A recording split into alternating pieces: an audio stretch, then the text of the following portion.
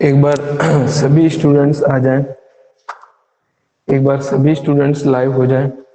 हमारी क्लास जो है चुकी है। एक बार सभी स्टूडेंट्स जुड़ जाया करके।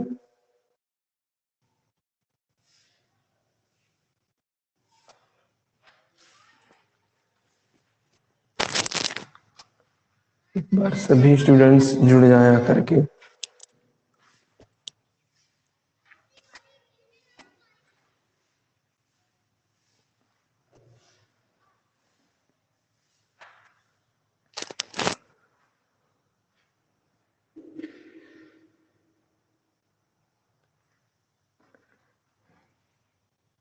एक बार सभी स्टूडेंट्स जुड़ जाया करके।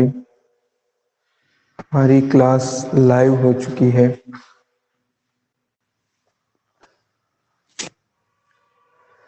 तो हम लोगों को आज स्टार्ट करना है।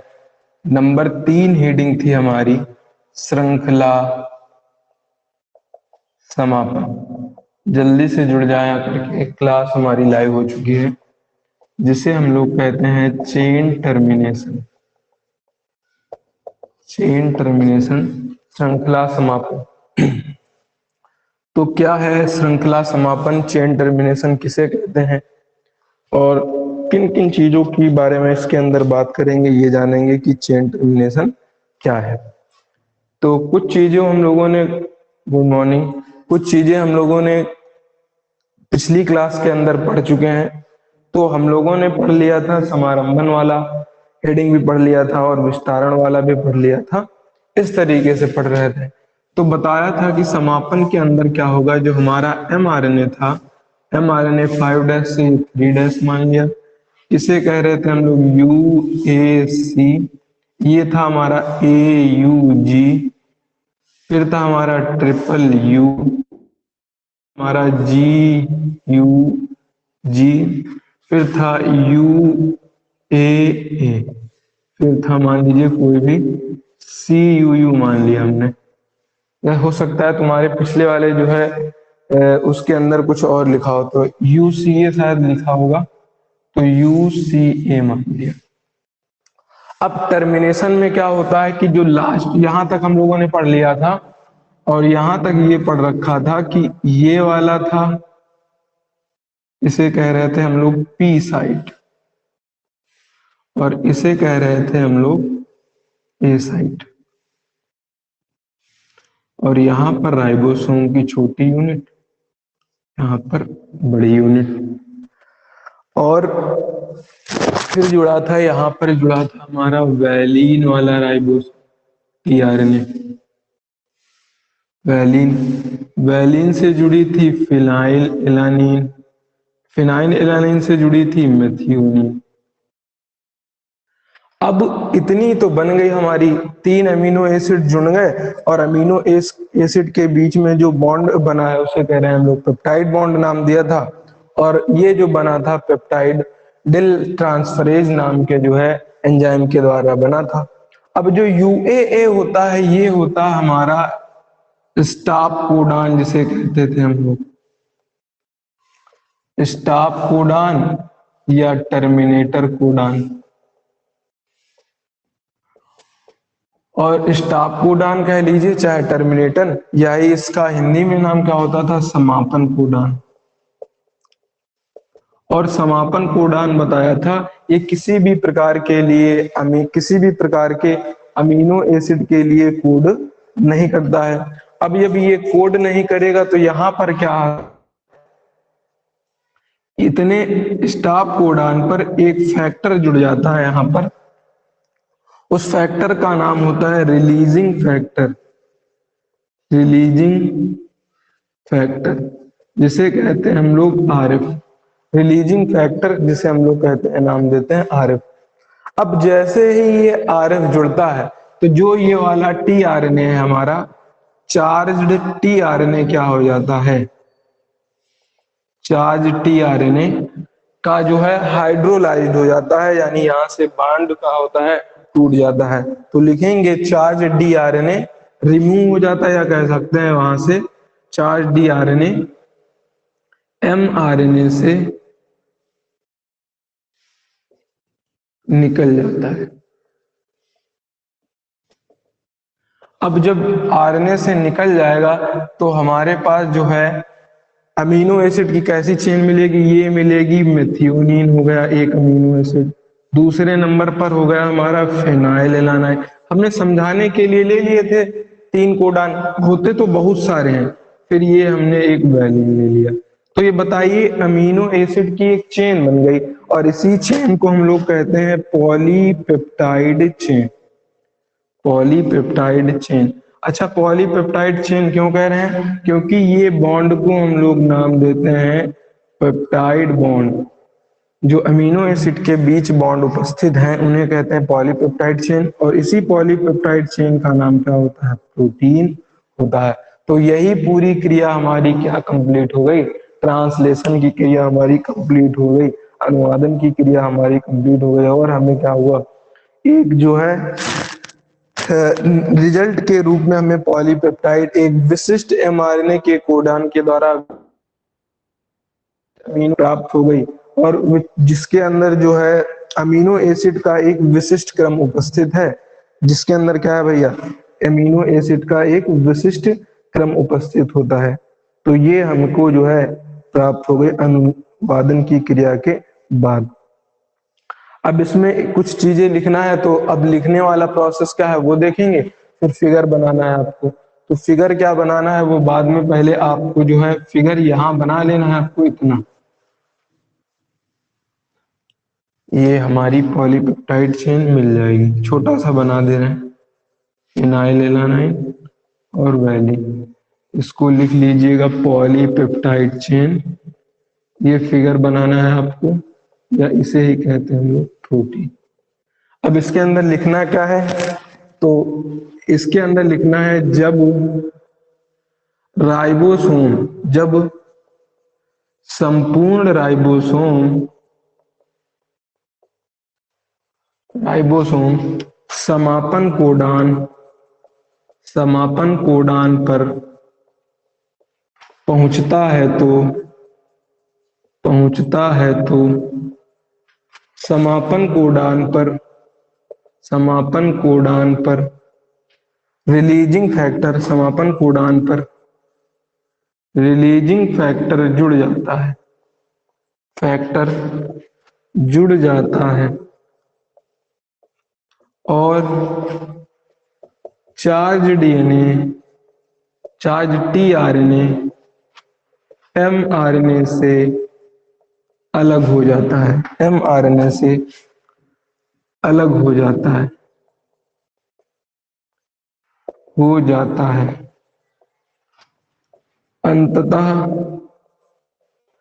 अंततः क्या होता है भैया? अनुवादन की क्रिया के पश्चात विशिष्ट विशिष्ट अमीनो एसिड का क्रम प्राप्त हो जाता है। ये भाई हमारी पूरी क्रिया हो गई, श्रृंखला समापन की क्रिया कंप्लीट हो गई।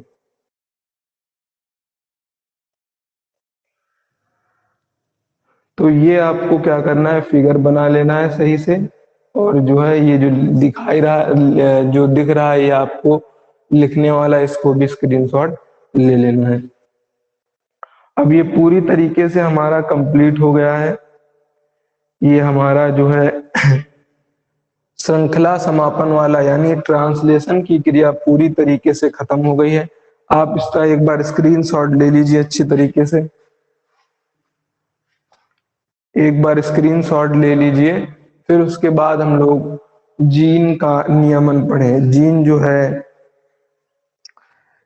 का नियमन करें।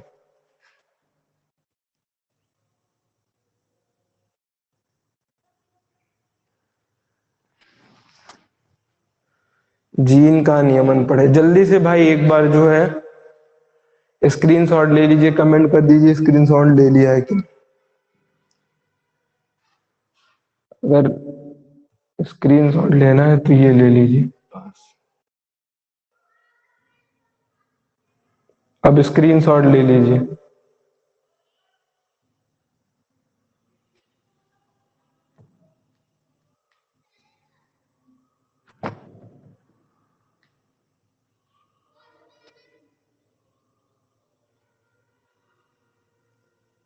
ठीक। अब उसके बाद क्या करना है, ये चेन जो श्रृंखला समापन है, ये क्रिया हमारी पूरी तरीके से कंप्लीट हो गई। इसमें कुछ जानना नहीं, ये हमारी पॉलीपेप्टाइड चेन बड़ी हो गई। अगर हमें ये रिलीजिंग फैक्टर जो है ये भी लिख लेना है, पूरी बात, हर एक चीज लिखना है जो फिगर में दर्शाई गई है। हमें एक चेन, अमीनो एसिड की चेन हमें प्राप्त हो गई है। अब जीन का नियमन पढ़ेंगे। जीन प्रदर्शित होने का नियमन, यानी जीन एक्सप्रेशन का नियमन, किस तरीके से जीन अपने आप को दर्शाती है, क्या प्रोसेस है, वो देखेंगे। चलिए भाई, ये ट्रांसलेशन की पूरी प्रक्रिया हमारी खत्म हो चुकी है। अब जीन नियमन क्या होता है ये पढ़ेंगे।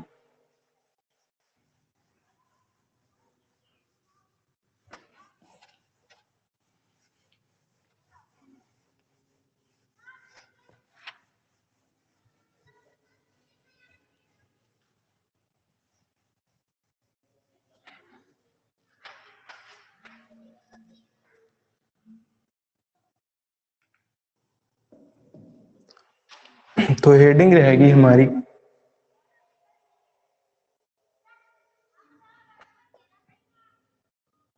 जीन प्रदर्शन का नियमन, रेगुलेशन ऑफ, ये नया टॉपिक चालू हो गया, रेगुलेशन ऑफ जीन एक्सप्रेशन, कि किस तरीके से जीन कोई अपने आप को कैसे दिखाते। तो इसमें पहले दो लाइन जान लेंगे, फिर क्या है, फिर क्या करेंगे, इसके जो जीन नियमन है प्रोकैरियोटिक के अंदर दूसरी तरीके से होता है और यूकैरियोटिक के अंदर दूसरे तरीके से। तो एक बार इसके अंदर एक दो लाइन लिख लेंगे। पहले जीन नियमन लिखेंगे। जीन नियमन एक बड़ी व जटिल प्रक्रिया है, जटिल प्रक्रिया है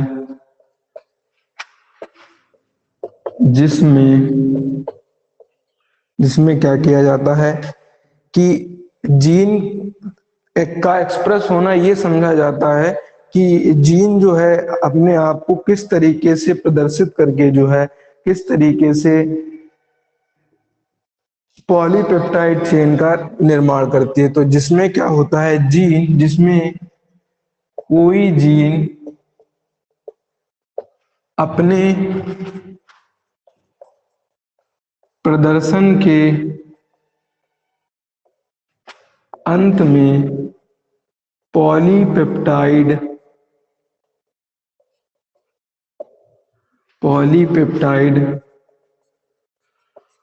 श्रृंखला या प्रोटीन का निर्माण करती है। ये हो गई हमारी बात जीन प्रदर्शन। तो जीन प्रदर्शन क्या है, बड़ी और जटिल प्रक्रिया है। फिर क्या होता है कि फिर जो है कहा इसका जीन एक्सप्रेशन अपने आप को कैसे दिखाएगा, ट्रांसक्रिप्शन ट्रांसलेशन के द्वारा जो प्रोटीन बनेगी उस प्रोटीन के द्वारा जो है वो प्रोटीन किसी भी जंतु या किसी भी प्लांट के ऊपर अपने आप को दर्शाएगी, तो उसे ही क्या कहेंगे, जीन एक्सप्रेशन। अब ये प्रोकैरियोटिक के अंदर दूसरे चरणों से होता है और यूकैरियोटिक के अंदर दूसरे तरीके से होता है। तो पहले लिख लेंगे यूकैरियोटिक, लिखेंगे यूकैरियोटिक जीवों में जीन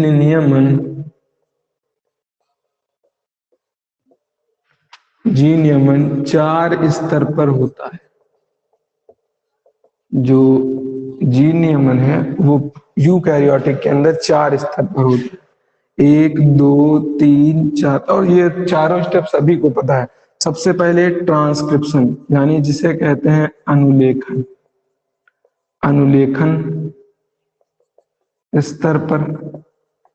फिर अनुलेखन के बाद अगर यूकैरियोटिक है तो उसके अंदर क्या होगा, आरएनए प्रोसेसिंग, तो लिखेंगे प्रसंस्करण स्तर पर। अब जब आरएनए प्रोसेसिंग हो जाएगी तो एमआरएनए कहां से निकल कर आएगा, केंद्रक से निकलकर साइटोप्लाज्म में आएगा, तो लिखेंगे परिवहन परिवहन स्तर पर, परिवहन स्तर पर। और लास्ट में अनुलेखन स्तर पर, अनुलेखन स्तर पर। तो ये यूकैरियोटिक अनुलेखन स्तर पर, अच्छा सॉरी, ये हो गया अनुवादन स्तर पर, अनुवादन स्तर पर। यहां पर अगर याद हो आपको क्या बनता था, प्राइमरी ट्रांसक्रिप्ट, तो यहां पर लिख लेंगे, यहां पर लिख ले रहे हैं, यहां पर बनता था क्या, प्राइमरी ट्रांसक्रिप्ट बनता था।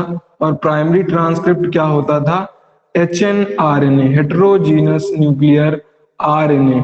और फिर यहाँ पर प्रोसेसिंग होती थी, प्रोसेसिंग के अंदर क्या किया जाता था, स्प्लाइसिंग की जाती थी, कैपिंग, टेलिंग और स्प्लाइसिंग, काट दिया जाता था। फिर परिवहन स्तर पर क्या होता था, एमआरएनए को न्यूक्लियस से साइटोप्लाज्म में भेजा जाता था, तो लिखेंगे एमआरएनए को जो है न्यूक्लियस से, ये लिख लेना है समझने के लिए, बाकी आगे तो सब पढ़ ही चुके हो आप लोग, समझ जाओगे। अब ये हो गया हमारा एमआरएनए पर न्यूक्लियस से कहा जाता था, एमआरएनए साइटोप्लाज्म में।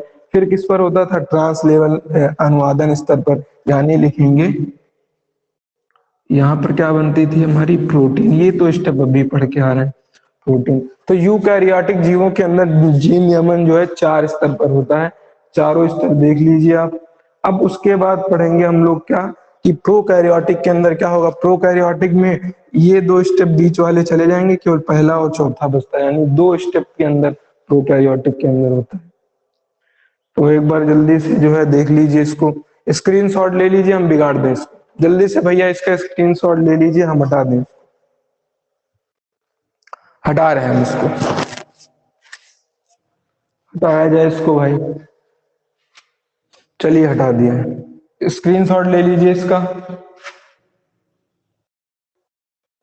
चलिए ठीक। अब प्रोकैरियोटिक जीन के अंदर देख लें, उसकी बस हेडिंग लिख ले, फिर जो है क्लास को ओवर कर।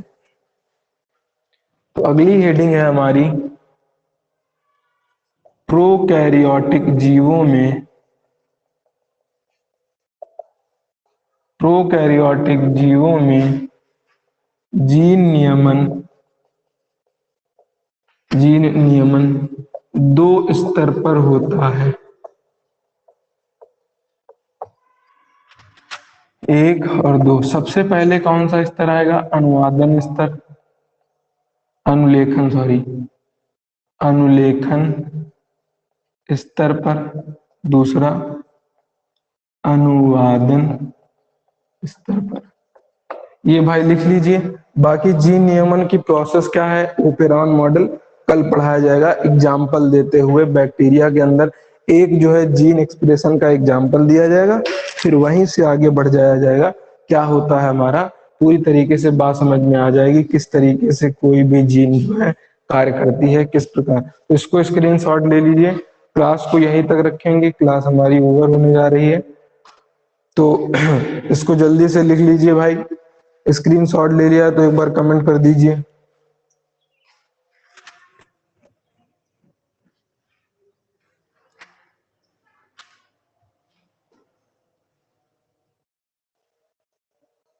ठीक है।